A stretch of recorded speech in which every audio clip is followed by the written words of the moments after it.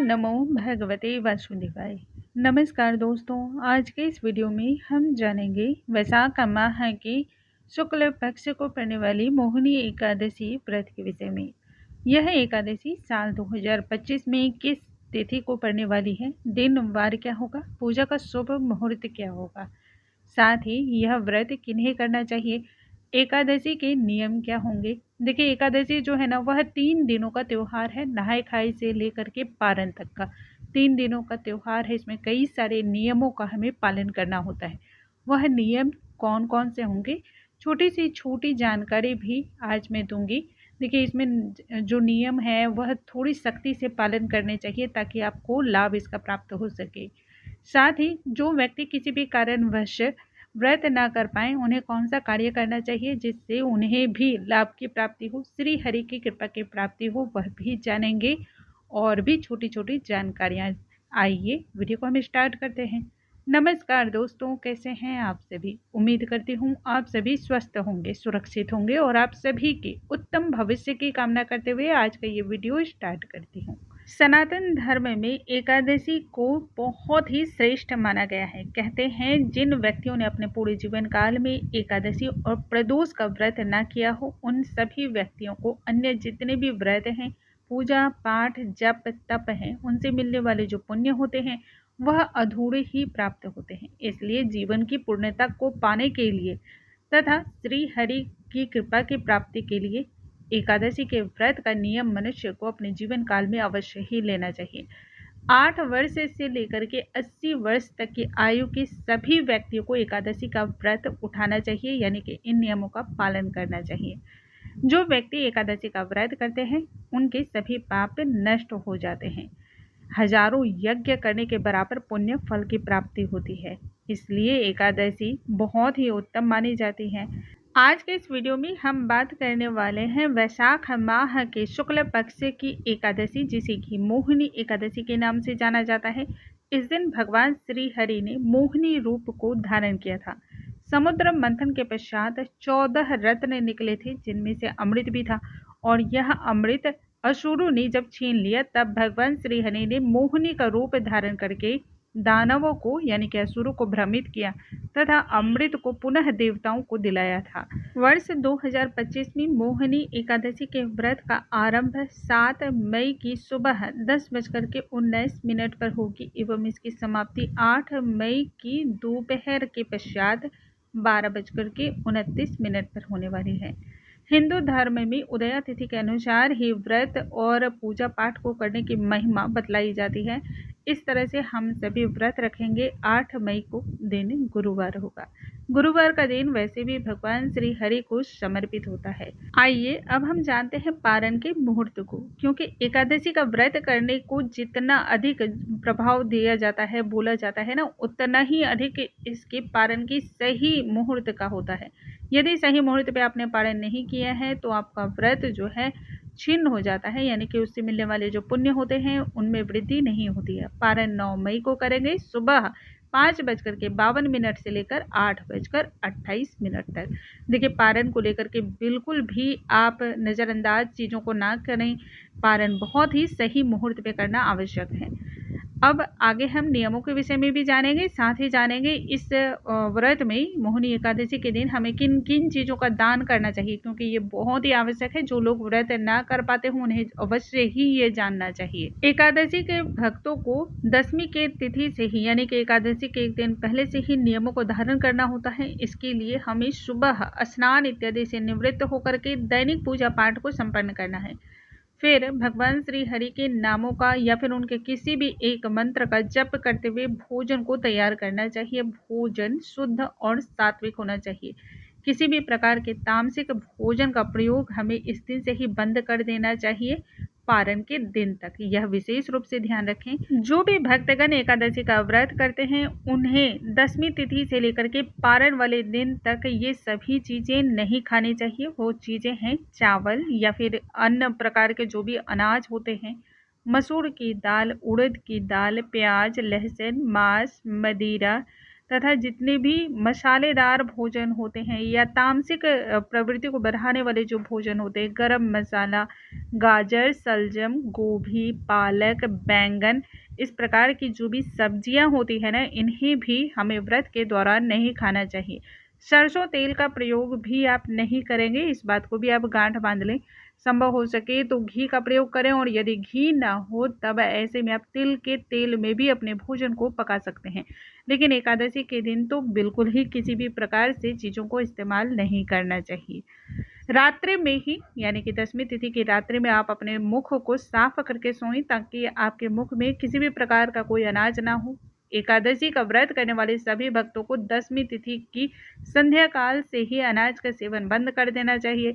यदि शरीर अस्वस्थ रहता हो या फिर बीमार आप रहते हों, गर्भावस्था में हो, तब ऐसे में आप दूध, दही, फल फूल जो होते हैं इनका सेवन आप कर सकते हैं।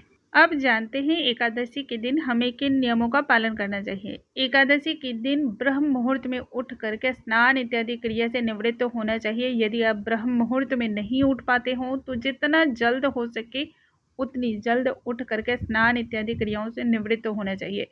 इस दिन आपको अपने दांतों को ब्रश या पेस्ट से साफ नहीं करना चाहिए। आप दातुन कर सकते हैं या फिर आप चाहें तो 12 बार कुल्ला करके मुख की शुद्धि कर सकते हैं। पुराणों में 12 बार कुल्ला करके मुख की शुद्धि का विधान बतलाया गया है, तो इस प्रकार से आप अपने दांतों की शुद्धि कर सकते हैं। याद रखें एकादशी के दिन ना तो आपको फूल तोड़ने हैं ना ही पत्ते तोड़ने हैं, तो ये सभी चीज़ें पूजा पाठ के लिए जो हम इस्तेमाल करते हैं ना, एक दिन पहले ही हमें तोड़ करके रख लेना चाहिए। स्नान के पश्चात पीले वस्त्र को जरूर धारण करें। देखिए भगवान श्री हरि का यह अत्यधिक प्रिय रंग है, तो इस रंग के वस्त्र को धारण करना बहुत ही शुभता को लेकर आता है। या फिर आप कोई भी हल्के रंग के वस्त्र भी धारण कर सकते हैं। काले, नीले, भूरे, इस प्रकार के जो भी रंग होते हैं इनसे दूरी बना के रखनी चाहिए।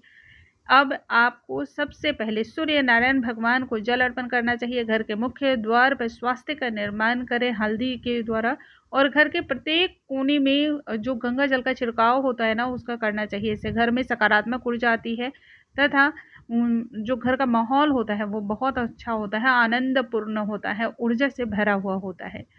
अब इसके पश्चात आपको अपने घर के मंदिर में एक दीप प्रज्वलित करना चाहिए, शुद्ध घी का और नहीं तो तिल के तेल का। व्रत का संकल्प उसके बाद लें और फिर पूजा की प्रक्रिया को हम आरंभ करेंगे।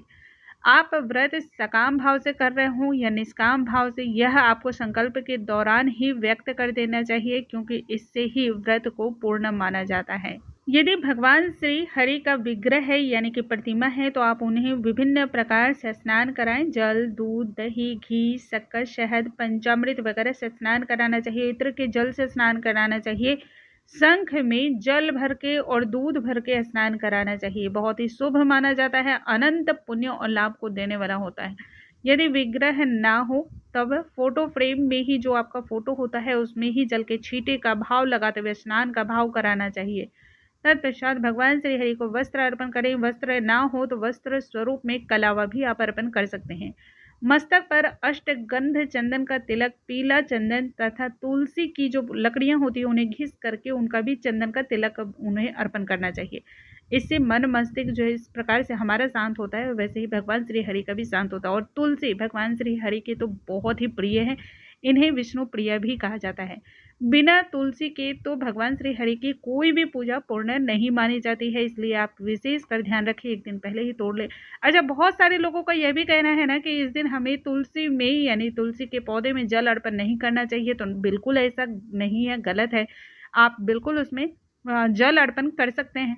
बस ध्यान ये रखना चाहिए कि तुलसी की एक भी पत्तियां हिले ना, इसलिए बहुत सारे लोग मना कर देते हैं।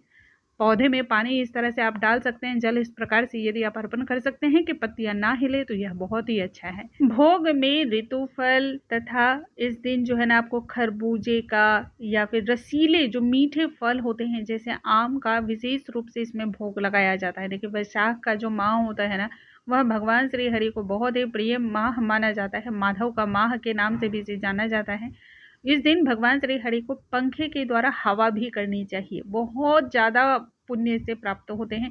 देखिए पंखे से जो हवा किया जाता है, राहगीर जो होते हैं, जो थके मांदे होते हैं, उन्हें भी इस दिन करना बहुत ही ज़्यादा शुभता को देने वाला होता है। कहते हैं आने वाले हर एक जन्म में आपकी जो जिंदगी है ना वह सुखपूर्वक व्यतीत होती है इस प्रकार से। तो भगवान श्री हरि को आप भोग अर्पण करें, धूप दीप अर्पण करें, हाथों में पुष्प लेकर के व्रत की कथा का श्रवण करें, अंत में क्षमा याचना और आरती अवश्य ही करें। एकादशी का व्रत करने वाले सभी भक्तों को दिन में शयन नहीं करना चाहिए, पराये यानी कि दूसरे के घर का अन्न और जल का त्याग करना चाहिए, किसी की निंदा नहीं करनी चाहिए, कठोर वचन का पालन बिल्कुल नहीं करना चाहिए, सबके प्रति आदर और मान का भाव रखना चाहिए। एकादशी का व्रत यदि आप करते हो तो रात्रि में 9 बजे से लेकर 12 बजे तक जागरण और कीर्तन की महिमा तो इतनी है जिसे एक मुख से क्या ब्रह्मा जी कहते हैं कि हजारों मुख से भी उसका वर्णन नहीं किया जा सकता है। जितना संभव हो सके उतना अवश्य ही करें, और यदि कुछ ना सही तो श्री हरि के नामों का कीर्तन ही करना चाहिए, उनके नामों का जो है जप ही करना चाहिए।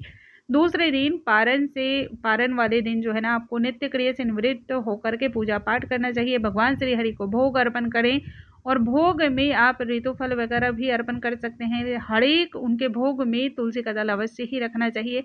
भगवान श्री हरि को एकादशी के दिन भी आप तुलसी की माला या फिर तुलसी की मंजरियों की माला अवश्य ही अर्पण करें। यह विशेष रूप से आपके लिए मैं बता रही हूँ, बहुत ही ज़्यादा शुभ होता है। पारण वाले दिन इस प्रकार से आपको पूजा पाठ कर लेना है, भोग अर्पण करना है, और पारण से पूर्व आपको यथासंभव दान देना है। दान आपको योग्य ब्राह्मण को देना है, जरूरतमंद व्यक्ति को देना है। अन्न, वस्त्र, जूते, चप्पल, छाते, रसीले फल का इसमें विशेष महत्व होता है।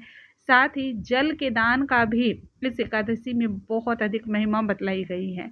पंखे का दान करना चाहिए। तो यह दान की विधि है, जितना संभव हो सके उतना अवश्य ही करें, फिर ही आप अपने व्रत को खोलें। यदि आप इस प्रकार से करते हैं तो विश्वास मानिए आपकी हर एक कामनाएं पूर्ण होती हैं। जो भक्तगण किसी भी कारणवश व्रत ना कर पाए या फिर ना कर पाते हों, उन्हें सभी नियमों का कम से कम पालन तो अवश्य ही करना चाहिए। साथ ही तामसिक हर एक भोजन का त्याग करना चाहिए, दूसरे के यहाँ के अन्न और जल का त्याग करें। तो इन सभी चीज़ों का कम से कम पालन अवश्य ही करें। श्री हरि के नामों का जप और कीर्तन करें, अनंत लाभ की प्राप्ति होगी। उम्मीद करती हूँ आज का वीडियो आपको बहुत पसंद आया होगा। ऐसे और वीडियोस के लिए हमारे चैनल पे बने रहें, लाइक करें, शेयर करें, सब्सक्राइब करें। फिर से मिलते हैं। नमस्कार दोस्तों।